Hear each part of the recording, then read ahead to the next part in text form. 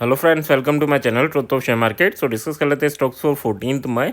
आज अगर बात करें, टाटा मोटर्स ने 8.5% डाउन में जाके क्लोजिंग दी है एंड बैंकिंग सेक्टर ने काफ़ी अच्छा परफॉर्म किया। एंड अब कल के लिए क्या है, बाकी स्टॉक्स अगर रिलायंस, इन्फोसिस इनकी बात करें तो ये ऑलमोस्ट साइडवे रहे, है ना। अब कल के लिए क्या रहेगा, बैंक ने क्यों आउट परफॉर्म किया है, तो अडानी में रिकवरी देखने को मिली है एंड स्ट्रॉन्ग रिकवरी थी, तो इसकी वजह से बैंकिंग सेक्टर पे काफ़ी अच्छा इम्पैक्ट हुआ, ठीक है। बट रेस्ट अगर हम बात करें आईटी सेक्टर, ऑटो सेक्टर, तो इनमें वो इम्पैक्ट नहीं था। इवन ऑटो सेक्टर तो काफ़ी डाउन हुआ है। तो चलो डिस्कस कर लेते हैं कल के लिए क्या प्लानिंग है, यानी ट्यूसडे के लिए क्या प्लानिंग है। So first of all, this video is only for education purpose. यहाँ मेरा Telegram link and WhatsApp number given है, सो प्लीज़ ज्वाइन कर लें। स्टार्ट करते हैं with HDFC bank. HDFC bank की बात करें तो देखो 14-16 यानी अभी अपवर्ड ही मूवमेंट चल रहा है एंड काफ़ी अच्छा बुलिश रिकवरी दी है। किस वे में आपने देखा होगा, यहाँ एक ट्रेंड लाइन ड्रॉ करके रखें एंड उसका ब्रेकआउट जब हुआ तो उसके बाद मार्केट ऊपर ही गया। एक कैंडल में ये काफ़ी नीचे आया था, बट हाँ उसके बाद भी बायर्स ने काफ़ी अच्छी रिकवरी दिखाई। अब इम्पोर्टेंट क्या होने जा रहा है, 1460 के ऊपर जाता है तो 1470 एंड 1480 तक के लेवल आपको देखने को मिलेंगे। एसएल की बात करूँ तो 1456 इज़ योर एसएल, ठीक है। 1452 के नीचे निकलता है तो भी सेलिंग प्रेशर जनरेट होगा आपका 1443.5 एंड 1433 तक। यहाँ पर अगर मैं एसएल की बात करूँ तो 1456 इज़ योर एसएल, ठीक है। तो दोनों के लिए सेम एसएल रहेगा। स्ट्रक्चर अभी बुलिश बना है, बट हाँ ये भी एक होता है कि ब्रेकआउट के बाद थोड़ा करेक्शंस आता है। किस वे में आता है कि ट्रेंड लाइन को फिर से जाके टेस्ट करता है एंड फिर अच्छा बाउंस करता है, ठीक है। सो देखना ये है, अगर ऊपर डायरेक्टली जाता है तो हमें बुलिश होना है, और अगर नीचे आता है तो ये ट्रेंड लाइन तक के लिए हम बियरिश हो सकते हैं। चलो स्टार्ट करते हैं एक्सिस बैंक। एक्सिस बैंक की बात करें तो स्ट्रक्चर काफ़ी इंपॉर्टेंट लेवल पे जाके क्लोजिंग दी है। क्यों इंपॉर्टेंट लेवल है, क्योंकि यहाँ पर पहले भी इसने काफ़ी टाइम तक रेजिस्टेंस फेस किया और उससे पहले ये लेवल सपोर्ट का काम कर रहा था। तो अगर 1135 ब्रेक होता है तो फिर आपको 1147 एंड 1159.5 तक के लेवल देखने को मिलेंगे। एसएल की बात करूँ तो एसएल आपका 1132.5 का रहेगा। एंड सेल कब करना है तो 31.5 अगर ब्रेक होता है तो आपको 20 एंड 1108.5 तक के लेवल देखने को मिलेंगे।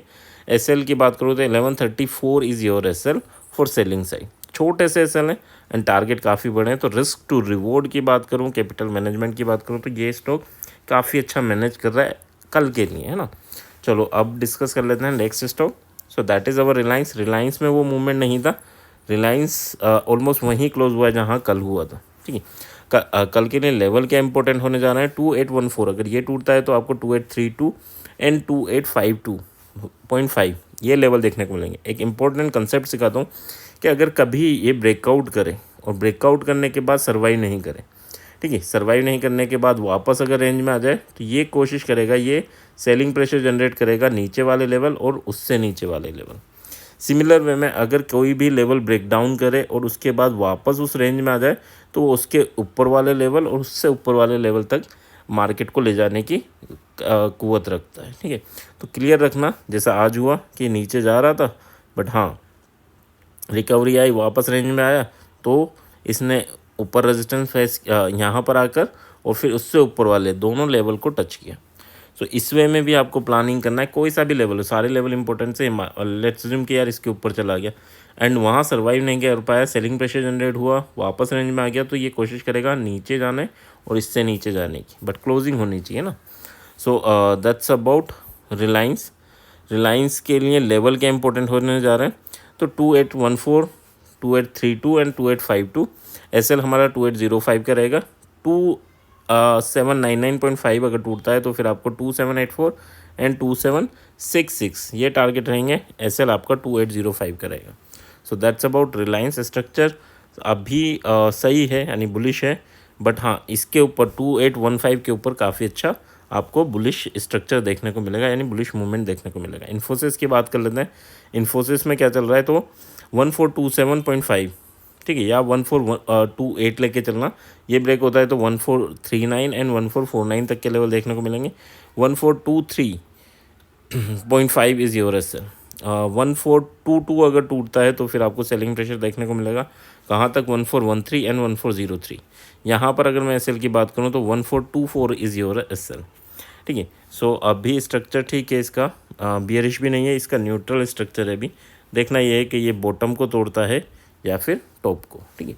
सो दैट्स अबाउट इन्फोसिस। नेक्स्ट बात कर लेते हैं एसबीआई में। एसबीआई में थोड़ा सा करेक्शन देखने को मिला है हमें। बाकी सब बुलिश थे, बट हाँ यहाँ पर थोड़ा सा करेक्शन। और ये कैंडल आप देखेंगे तो हर बैंकिंग सेक्टर के हर स्टॉक में बनी, ठीक है, यानी काफ़ी अच्छा प्रॉफिट बुकिंग आई थी, बट अच्छी खासी रिकवरी। अभी लेवल क्या इंपॉर्टेंट है एसबीआई में, तो 811 अगर टूटता है तो 822 एंड 833 तक के लेवल देखने को मिलेंगे। एसएल की बात करूँ तो 808 इज़ योर एसएल। 805 टूटता है तो 795.5 एंड 785.5 तक के लेवल देखने को मिलेंगे। 809 is your SL. So that's about SBI. Structure थोड़ा सा बियरिश है एज़ कम्पेयर टू अदर्स, ठीक है। नेक्स्ट अगर हम बात कर लेते हैं Tata Motors, completely bearish structure है। अभी इम्पोर्टेंट ये है कि अब जब तक 967 के ऊपर नहीं जाता हमें बुलिश नहीं होना।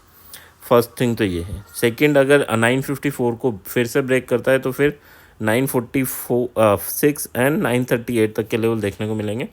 एसएल आपको जो लेके चलना है दैट इज़ 959, 58 भी ले सकते हो, 4 पॉइंट का भी ले सकते हो, ठीक है। और 967 अगर टूटता है तो 77 एंड 87 तक के लेवल देखने को मिलेंगे। एसएल यहाँ पर अगर मैं बात करूँ तो 961 का आपका एसएल बनेगा, ठीक है। सो that's about Tata Motors. But हाँ एक और चीज़ याद रखना, देखो पोल बन चुका, अब इसको फ्लैग बनाना है एंड फ्लैग बनाने के लिए थोड़ी दिन कंसोलिडेशन कर सकता है। तो जब तक लेवल नहीं टूटे हमें ज़बरदस्ती की ट्रेड नहीं करनी। और अगर ये इसी टाइप से ये रेंज बना लेना, अगर इस टाइप से चल रहा है तो ना, तो फ्लैग बनता है तो आपको समझ में आ जाएगा कि फ्लैग बन रहा है, अपर लेवल पे हमें सेल करना है और लोअर लेवल पे बाय करना है। सो that's about Tata Motors. Next बात कर लेते हैं। So that is Adani. Adani ने वी शेप रिकवरी दी है, जो फॉल हुआ था उसी वे में रिकवरी भी दी है। और ये रिकवरी ही वजह है कि बैंकिंग सेक्टर में आपको अच्छा मूवमेंट देखने को मिला है। 2891 का लेवल अगर टूटता है जो 901, तो ये 2928 एंड देन 2975 तक के लेवल देखने को मिलेंगे। एसएल की बात करूँ तो एसएल हमारा 2879 का रहेगा, ठीक है। तो यानी ऑलमोस्ट 12 पॉइंट का है ना, ज़्यादा बड़ा नहीं है। और 2861 अगर टूटता है तो फिर सेलिंग प्रेशर जनरेट होगा कहाँ तक, 2822 एंड 2782, ठीक है। तो 100 पॉइंट का ऑलमोस्ट सेलिंग प्रेशर जनरेट हो सकता है। यहाँ पर अगर मैं एसएल की बात करूँ तो 2885 इज़ योर एसएल, ठीक है। सो दैट्स अबाउट अडानी। थोड़ा सा कंसेप्ट वाइज याद रखना कि हाँ यार किस वे में आपको ट्रेड करना है, और अगर कोई भी फेक ब्रेकआउट होता है तो किस वे में हमें आइडेंटिफाई करना है। फेक ब्रेकआउट में ऊपर तो जाएगी कैंडल, क्लोजिंग भी देगी ताकि सब बुलिश हो जाए, और फिर वापस अगली कैंडल नीचे आएगी और क्लोजिंग देगी। दैट मीन कि यार जो ब्रेकआउट हुआ था वो सक्सेसफुल नहीं है और सेलिंग प्रेशर जनरेट हो सकता है, ठीक है।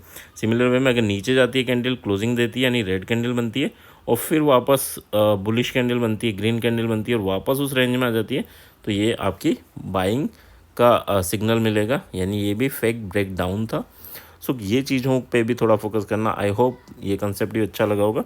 So please like and comment. Thank you.